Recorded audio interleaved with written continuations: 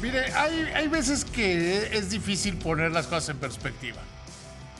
Podría decir, BBVA México mejora su expectativa del crecimiento de la economía. Dirá la verdad, porque pasaron del 0.6% al 1.4%. Pero hablar de crecimiento económico y mejorar expectativa como que no tiene mucho sentido cuando solo es 1.4% para todo el año. Mi queridísimo y admirado Carlos Serrano, economista en jefe del BBVA México, ¿cómo estás? Qué gusto en saludarte. Mi querido David, el gusto es mío, muchas gracias por la invitación. Oye, para preguntarte, ¿por qué mejoran tanto, pero es que es tanto de tan poquito, su expectativa sobre la economía? Mira, fundamentalmente por dos razones, David. La primera es la economía de Estados Unidos. Cuando teníamos el pronóstico anterior, parecía ser que Estados Unidos tenía una probabilidad más importante de entrar en una recesión debido al aumento tan pronunciado en tasas de interés. Y la realidad es que la economía de Estados Unidos ha sorprendido mucho, ha estado muy resiliente, todavía tiene, a pesar de estos aumentos en tasas de interés, un mercado laboral muy apretado, con una tasa de desempleo en 3.4%, que es la más baja en los últimos 40 años, con un sector de servicios muy pujante, con las manufacturas resilientes y con un consumo muy resistente, en parte debido a niveles elevados de ahorro. Entonces, yo creo que Estados Unidos va a tener un mejor desempeño este año, y la razón fundamental por la que estamos revisando es porque Estados Unidos va a impulsar más, o dicho de otra manera, va a frenar menos a la economía de México de lo que originalmente se pensaba. Y la segunda razón, David, es que lo que vimos en el 2022 es un crecimiento pues algo más alto de lo esperado, en parte por la resiliencia del consumo, que se explica por aumentos en el empleo y también por un número muy elevado de remesas, que le da una mayor base de crecimiento este año. Pero coincido contigo, eso no quiere decir que sea un crecimiento demasiado alto, sobre todo pues tomando en cuenta que es una economía que pues todavía no logra recuperar el nivel de PIB que tenía hace 4 años. Oye, pero me llama la atención de que no mencionas o no lo haces destacadamente factores internos en México. Los motores de la economía siguen parados y seguimos lo que nos puede arrastrar los Estados Unidos. Pues sí, mira, yo creo que la inversión doméstica sigue muy débil, David. Si vemos la inversión total, pues todavía está por debajo de lo que estaba hace 4 años. El consumo sí ha sido algo resistente, en, en parte por aumentos en salarios, pero en parte también por la remesa. Pero yo diría que los motores siguen siendo principalmente externos, el sector exportador, y también mencionaría que sí estamos viendo algo de inversión por el nearshoring, ¿no? Si vemos lo que está ocurriendo en el norte del país, pues la ocupación en naves industriales está en máximos históricos, la importación de bienes de capital y la importación de maquinaria de equipo está creciendo, entonces sí está llegando de nearshoring. Ahí el problema, David, es lo que hemos comentado tú y yo, es tratar de explicar el contrafactual. Debería estar llegando mucha más inversión, me parece, por este nearshoring, es decir, por la inversión que está perdiendo China, de la que está llegando a México, si tuviésemos políticas distintas, en particular políticas energéticas distintas. Algo está llegando pues porque tenemos ventajas claras, como es la proximidad de Estados Unidos, como es el estar ya muy integrados en cadenas de valor, como es tener un tratado comercial moderno, pero me parece que podría estar llegando mucho más si hubiera algunas políticas distintas a las que estamos teniendo. Y no sé cómo ves tú que además que el gobierno parecería que, además de las políticas, como que le gusta estorbar estas operaciones. La grilla que se ha hecho, que ha hecho el presidente sobre la planta de Tesla, que no es la más importante, es simbólica, es muy simbólica, pero no es la inversión por mucho más importante de lo que está viniendo con la relocalización, con el acomodarse en México, también dificulta las operaciones, ¿no? Totalmente, a mí me parece que lo que habría que intentar es facilitar que vengan y preguntar dónde piensan ellos que pueden estar mejor y ayudarlos para que se ubiquen en donde ellos piensen que puede estar mejor. Estas empresas buscan estar cerca de proveedores, cerca del mercado, y entonces hay que ayudarlas a, a que vengan al país, ¿no? Y si tienen alguna preferencia por alguna localización, ayudarlos.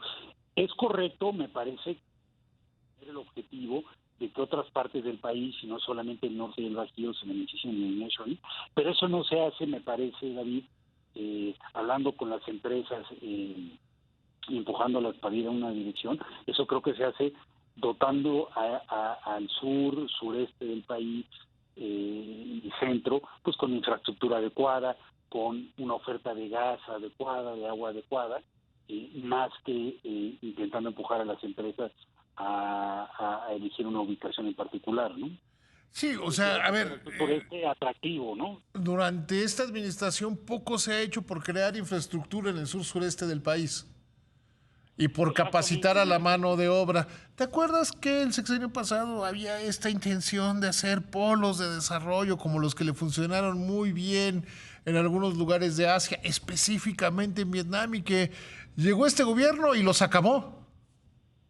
Sí, yo creo que sería bueno seguir empujando esos polos de desarrollo y para ello coincido plenamente contigo, David. Lo que se requiere es infraestructura en el sur-sureste que ayude a conectarlo con los corredores exportadores. ¿Cuál sería esta infraestructura? Yo creo que el proyecto del Istmo sería uno muy bueno, que habría que empujar, modernizar los puertos en Progreso, en Coatzacoalcos, modernizar las carreteras, de tal manera que se pueda insertar en estos corredores. Yo creo que esa es la infraestructura que requiere el sureste, y así sí podría ser competitivo, y así sí las empresas extranjeras podrían mirarla como una opción competitiva y legítima para instalar sus operaciones.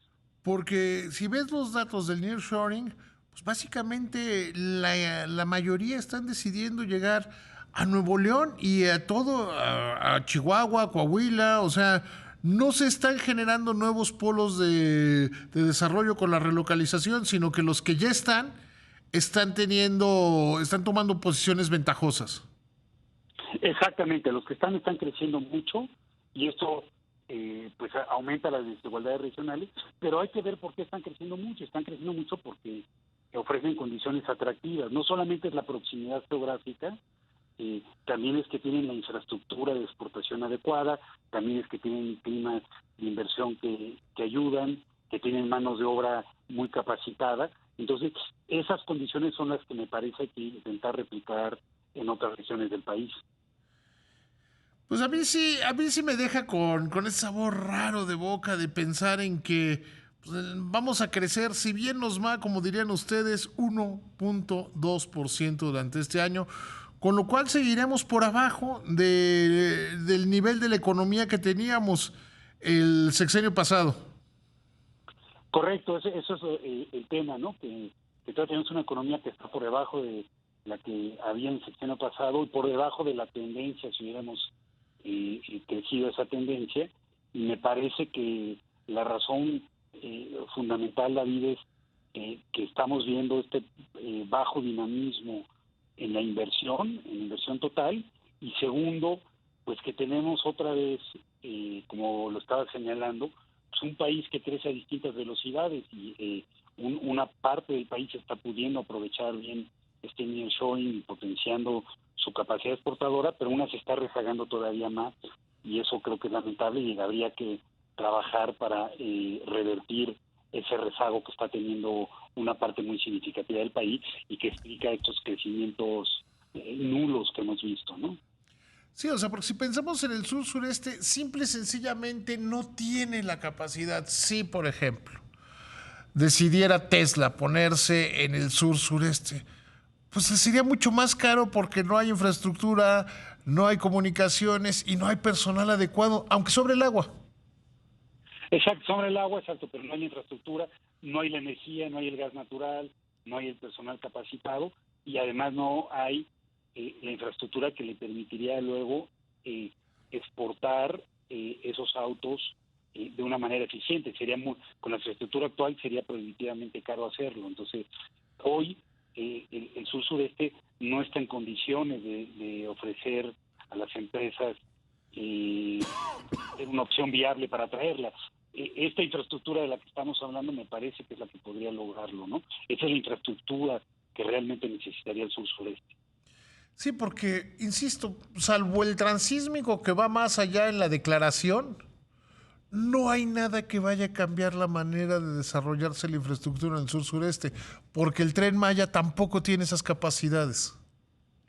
Yo coincido, y tampoco la refinería, ¿no? Realmente el proyecto sí, tienes razón. que podría empujar es el transísmico, pero paradójicamente, como dice, parece ser el que más lento avanza, ¿no? Entonces, ese es el que yo creo que sí le podría haber dado una salida a estados como Oaxaca y Chiapas, desde luego Veracruz, a poder exportar, por ejemplo, a la costa este de Estados Unidos. Pero lamentablemente parece ser uno que va más retrasado, ¿no? Sí, porque como van las cosas y con la relocalización, lo que vamos a ver es un norte todavía más desarrollado, todavía más rico, todavía más productivo, y un sur-sureste todavía más atrasado. Lamentablemente sí, exactamente. Y eso es lo que me parece que las políticas ahora pues no son conducentes, y la inversión pública que está haciendo pues no es conducente a cerrar esa brecha, ¿no? Sí, y eso es lo que nos debe preocupar, y por eso que ustedes lleguen a una estimación de que solo creceremos el 1.4%, que insisto, nos llevaría a tener una economía que no creció, una economía más chica que la que teníamos en 2018, y eso es verdaderamente grave, mi querido Carlos. Totalmente, verdaderamente grave, y entre otras cosas implica pues lo que vimos recientemente por Coneval, pues que no se ha logrado reducir la pobreza, ¿no? La mejor política para reducir la pobreza es el crecimiento económico y es la inversión que genera empleo. Y eso no está pasando, desgraciadamente. Te agradezco muchísimo que me hayas tomado la llamada. Sabes que te admiro y te estimo muchísimo, querido Carlos. Al contrario, lo mismo digo, David, y el agradecido soy yo. Hasta luego.